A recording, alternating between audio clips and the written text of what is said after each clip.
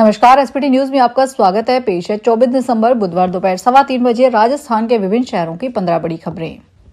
रुपया बुधवार को शुरुआती कारोबार में 12 पैसे की बढ़त के साथ अमेरिकी डॉलर के मुकाबले 79.51 पर पहुंच गया है। विदेशी मुद्रा कारोबारियों ने बताया कि भारतीय रिजर्व बैंक द्वारा बाजारों के लिए करीब 3 लाख करोड़ रुपए की पर्याप्त नकदी की घोषणा के बाद रुपये ने मजबूत शुरुआत की है। अंतरबैंक विदेशी मुद्रा विनिमय बाजार में रुपया अमेरिकी डॉलर के मुकाबले 79.56 पर खुला, फिर थोड़ा मजबूत होकर 79.51 प्रति डॉलर पर पहुंच गया, जो पिछले बंद भाव से 12 पैसे की बढ़त दर्शाता है।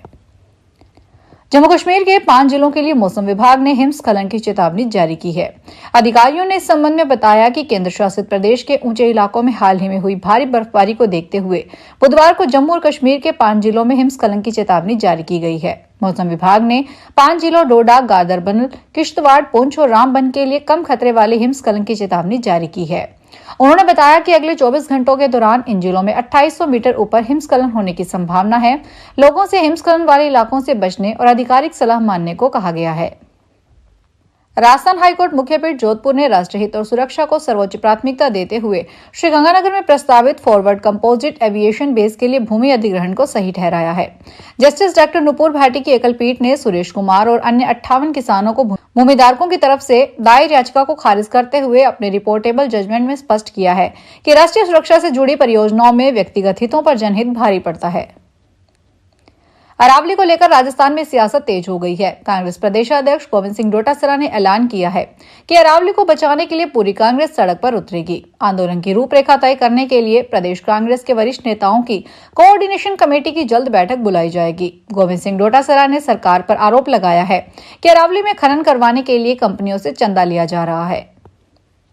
चित्तौड़गढ़ में सीट बेल्ट चालान काटने की बात पर विवाद हो गया। पुलिस और कार सवार लोग हाईवे पर उलझ गए। कार ड्राइवर को पुलिस थाने ले जाने लगी तो परिजनों ने हंगामा कर दिया। इस दौरान एक महिला पुलिस जीप के नीचे आने से बच गई। घटना की वीडियो सामने आने के बाद एसपी ने एक एएसआई को लाइन हाजिर कर दिया। प्रेमानंद महाराज को आम जनता के साथ साथ कई बड़े सेलिब्रिटी भी बेहद सम्मान और श्रद्धा की दृष्टि से देखते हैं। उनकी लोकप्रियता का अंदाजा इस बात से लगाया जा सकता है कि उनके दर्शन के लिए भक्त अलग अलग समय पर आश्रम पहुंचते हैं। अब प्रेमानंद महाराज रात के 2 बजे नहीं बल्कि शाम के 5 बजे पदयात्रा करेंगे। इसके भक्तों के दर्शन करना और भी आसान हो गया है। यह पदयात्रा वृंदावन में श्री कृष्ण शरणम फ्लैट से शुरू होकर श्री राधा केली कुंज आश्रम तक जाती है और लगभग 2 किलोमीटर लंबी होती है। इस दौरान भक्त उनकी एक झलक पाने के लिए कतार में खड़े रहते हैं। वृंदावन के श्री बांके बिहारी मंदिर में सेवायत गोस्वामी परिवार की महिलाओं ने मंदिर के मुख्य प्रवेश द्वार पर विरोध प्रदर्शन किया। यह प्रदर्शन मंदिर की हाई पावर्ड कमेटी के फैसलों के खिलाफ था। महिलाओं का कहना है कि समिति के गठन के समय यह उम्मीद जताई गई थी कि व्यवस्थाओं में सुधार होगा, लेकिन इसके विपरीत वर्षों से चली आ रही परंपराओं और सेवायत गोस्वामी समाज के अधिकारों में कटौती की जा रही है। वहीं भीड़ नियंत्रण और सफाई व्यवस्था जैसे अहम मुद्दों पर कोई ठोस बदलाव नहीं हुआ है। जयपुर के रेनवाल थाना इलाके में एक सनसनीखेज मामला सामने आया है। यहां बिजली विभाग की विजिलेंस टीम पर जानलेवा हमला किया गया है। बुधवार को चोमू से आई विजिलेंस टीम जब गदड़ी गांव में विद्युत चोरी के खिलाफ अभियान चला रही थी, तभी ग्रामीणों और कुछ असामाजिक तत्वों ने टीम को घेर लिया। मामला इतना बढ़ गया कि लोगों ने टीम के अधिकारियों और कर्मचारियों को बंधक बना लिया और उसके साथ बेरहमी से मारपीट शुरू कर दी। धौलपुर में जयपुर डिस्कॉम और जिला पुलिस ने बड़े बिजली बकायेदारों के खिलाफ संयुक्त कार्रवाई की है। राजाखेड़ा उपखंड के ग्रामीण क्षेत्रों में हुई इस कार्रवाई में 80 लाख रुपए से अधिक की बकाया राशि पर 16 ट्रांसफार्मर उतारे गए हैं। डिस्कॉम सीएमडी आरती डोगरा के बड़े बकायेदारों पर बकाया राशि को लेकर नाराजगी के बाद डिस्कॉम ने यह कदम उठाया। ऐसे बकायेदारों की सूची तैयार की गई थी जिन्होंने वर्षों से बिजली बिल जमा नहीं करवाए थे। डिस्कॉम कर्मी लंबे समय से इन उपभोक्ताओं से बिल भरने का आग्रह कर रहे थे। राजसमंद जिले में महिलाओं को सशक्त बनाने और जेंडर आधारित हिंसा के खिलाफ जागरूकता बढ़ाने के उद्देश्य से नई चेतना 4.0 पहल बदलाव की राष्ट्रीय जेंडर अभियान के तहत सुरक्षा सखियों को विशेष प्रशिक्षण दिया गया। पुलिस लाइन परिसर में आयोजित इस कार्यक्रम में स्वयं सहायता समूहों से जुड़ी सुरक्षा सखियों को जेंडर आधारित हिंसा के विरुद्ध जागरूकता, साइबर सुरक्षा और आत्मरक्षा से संबंधित प्रशिक्षण प्रदान किया गया। कार्यक्रम का आयोजन जिला कलेक्टर अरुण कुमार हसीजा और पुलिस अधीक्षक ममता गुप्ता के निर्देशन में किया गया। अलवर शहर में साइबर ठगी का बड़ा मामला सामने आया है। यहाँ एक बुजुर्ग महिला को डिजिटल अरेस्ट का डर दिखाकर 1.25 करोड़ रुपए से अधिक की ठगी कर ली गई। पीड़िता की शिकायत पर साइबर थाना पुलिस ने मामला दर्ज कर लिया है और कार्रवाई करते हुए करीब 56 लाख रुपए की राशि को होल्ड करवा दिया है। ठगों ने महिला को गिरफ्तारी और डिजिटल अरेस्ट का भय दिखाकर मानसिक रूप से प्रताड़ित किया। डर और तनाव में आई महिला ने आरटीजीएस के जरिए अलग अलग किस्तों में कुल 1,25,05,000 रुपए ठगों द्वारा बताए गए खातों में ट्रांसफर कर दिए। यह राशि भुवनेश्वर स्थित एक खाते में भेजी गई बताई जा रही है। राजस्थान के राज्यपाल हरिभाऊ बागड़े बुधवार सुबह बीकानेर के नाल एयरपोर्ट पहुंचे। वे महाराजा गंगा सिंह विश्वविद्यालय के 10वें दीक्षांत समारोह में शामिल होने के लिए आए हैं।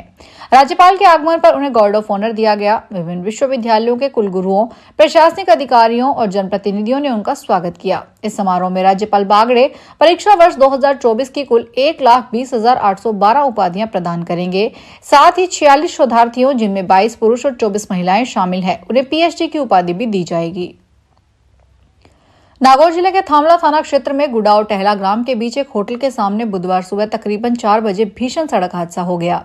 इस दुर्घटना में इको गाड़ी में सवार कुल 10 लोगों में से 6 लोग गंभीर रूप से घायल, जबकि 2 युवकों की मौके पर सूचना प्राप्त हुई है।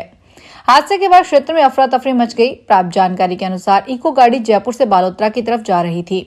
गाड़ी में सवार सभी लोग एक डांस इवेंट कंपनी से जुड़े बताए जा रहे हैं, जो बालोतरा में आयोजित एक शादी समारोह में कार्यक्रम देने जा रहे थे। बताया जा रहा है कि वाहन चालक को अचानक झपकी आ जाने के कारण गाड़ी अनियंत्रित हो गई और सड़क किनारे दुर्घटनाग्रस्त हो गई। धौलपुर जिले के सदर थाना क्षेत्र में स्थित खेड़ा गांव में आज बुधवार सुबह एक ही परिवार के 2 गुटों के बीच लाठी भाटा जंग हो गई।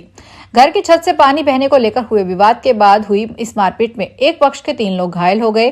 घायलों को अस्पताल में भर्ती करवाया गया है। सूचना के बाद पचगांव चौकी के एएसआई सुरेश चंद ने अस्पताल पहुंचकर घायलों से घटना की जानकारी दी।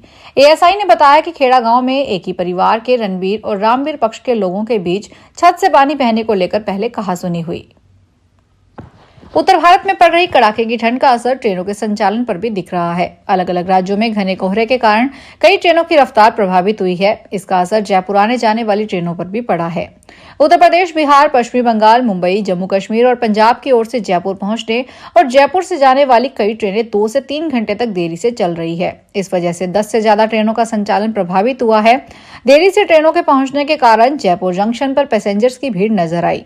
बड़ी संख्या में यात्री प्लेटफॉर्म पर अपनी ट्रेनों का इंतजार करते दिखे। फिलहाल इस बुलेटिन में इतना ही, फिर हाजिर होंगे बड़ी खबरों के साथ। अगर आप भी अपने आसपास की छोटी बड़ी और महत्वपूर्ण खबरों से अपडेट रहना चाहते हैं तो सब्सक्राइब कीजिए हमारे चैनल एसपीटी न्यूज को और प्रेस कीजिए बेल आइकन पर।